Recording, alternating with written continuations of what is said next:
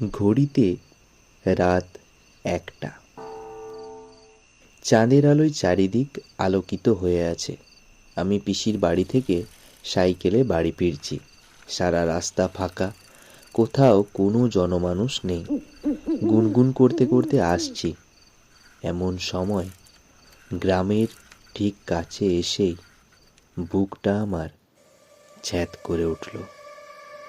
দেখলাম আপাদ মস্তক সাদা কাপড় পরে এক নারী মূর্তি দাঁড়িয়ে আছে।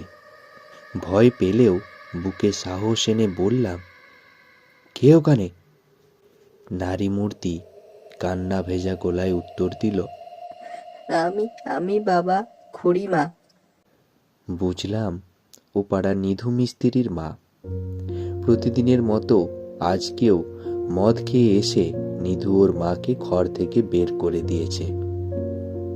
আমি খুড়িমাকে বাড়ি নিয়ে এলাম আর ভাবলাম, হয়তো নিধুর মতো জ্যান্ত ভূতের চেয়ে সত্যিকারের ভূতেরা অনেক ভালো।